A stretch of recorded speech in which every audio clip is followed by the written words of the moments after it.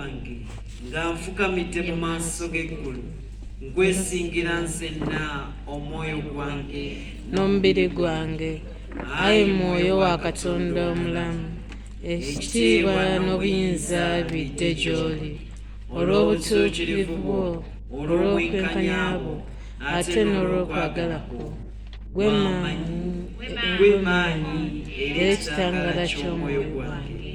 Mu ggwe mwe njagala okubeeranga n'okutambuliranga.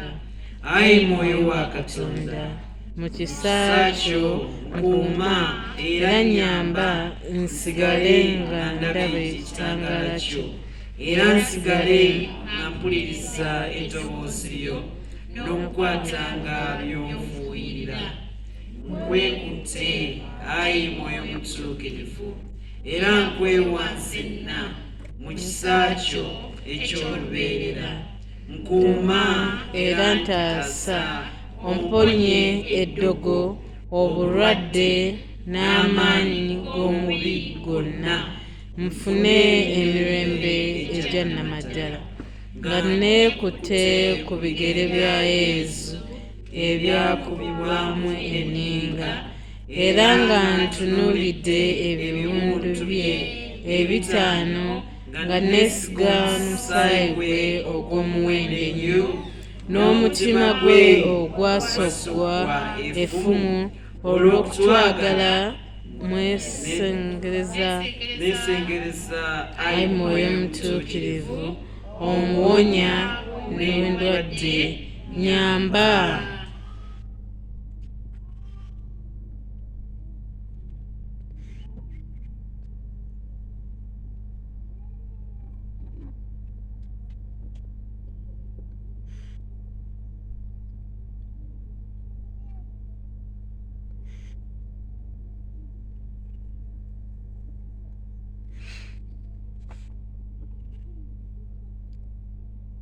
Nyamba nfune omukisa n'ekisa. Ayi Mwoyo wa Katonda, Kitaffe n'Omwana, nyamba nsigale nga njogera nti, yogera Ayi Mukama, omuntu wo awulira. Amiina. Ayi Mukama tusaasire. Ayi Mukama tusaasire. Ayi Kristo tusaasire. Ayi Kristo tusaasire. Ayi Mukama tusaasire. Ayi Mukama tusaasire. Ayi Kitaffe omukulu Katonda tusaasire. Ayi Yesu omununuzi w'ensi Katonda tusaasire. Ayi Mwoyo Mutuukirivu Katonda tusaasire. Ayi Kintu Omutuukirivu Katonda tusaasire. Ayi Mwoyo Mutuukirivu Omutonzi tusaasire. Ayi Mwoyo w'amazima n'okutegeera tusaasire. Ayi Mwoyo Mutukuvu n'obwenkanya tusaasire. Ayi Mwoyo ow'okumanya n'okubuulirirwa tusaasire. Ayi Mwoyo w'okwagala n'essanyu tusaasire. Ayi Mwoyo w'emirembe n'obugumiikiriza tusaasire. Ayi Mwoyo w'ekisa n'obulungi tusaasire. Ayi Mwoyo w'obusasi n'obukakamu tusaasire. Ayi Mwoyo w'obwesimbu n'obwetowaze tusaasire. Ayi Mwoyo w'okwefuga n'okwagala tusaasire. Ayi Mwoyo olw'okwagala kwa Kitaffe ne Mwana tusaasire. Ayi Mwoyo n'obulamu bw'emwoyo emitukuvu tusaasire. Ayi omuliro ogwaka tusaasire. Ayi amazzi agawonya ennyonta y'emitima tusaasire. mu buli bwononefu obw'omwoyo n'obw'omubiri tusumulule. Ayi Mwoyo Mutuukirivu, mu buli mululu n'obulufu tusumulule. Ayi Mwoyo mu Mutuukirivu, buli mululu gw'ensi tusumulule.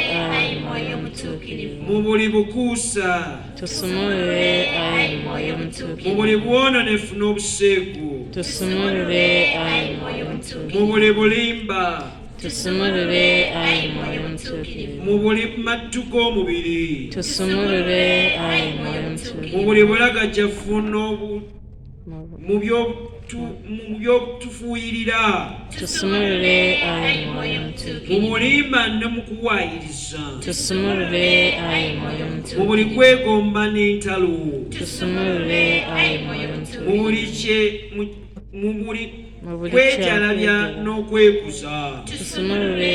Ayi mu buli kuyomba okubi, tusumulule ayi Mwoyo mu Mutuukirivu, buli mbeera yonna etakusanyusa, tusumulule ayi Mwoyo mu Mutuukirivu, buli musimu n'amaanyi ga Sitaani gonna, tusumulule ayi Mwoyo Mutuukirivu, mu buli ddogoone n'obukisaanyizibwa n'okusiraanyizibwa mu buli buwonge bwonna, tusumulule Mwoyo Mutuukirivu, mu buli ndagaano ne Sitaani, tusumulule ayi Mwoyo Mutuukirivu, ayi Katonda Kitaffe ajjudde okwavu, tusonyiwe buli bibi ebyaffe n'ebyatuzuula.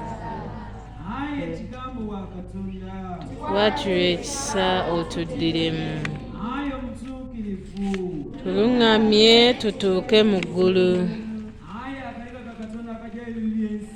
tusindikire omukubagiza, tujjuze ebitone bya Mwoyo Mutuukirivu, tuyambe ebirabo bya Mwoyo Mutuukirivu byeyongere mu ffe. Twegayirire. Ayi Katonda olw'amaanyi ga Mwoyo Mutuukirivu, lambika emitima gy'abakkiriza, tukwegayiridde nnyo. Mwoyo oyo ayennyini eyakka mu batume mu kisenge ekya waggulu mu matandika g'Ekereziya, atuyambe tujjule amaanyi go era tutuuse ne mu ssanyu eritakoma mu Yesu Kristo. Tukikusaba mu linnya lya Yesu Kristo Mukama waffe, aliwo awangaala ng'alamula wamu ne Patri ne Mwoyo Mutuukirivu, emirembe n'emirembe. Amiina.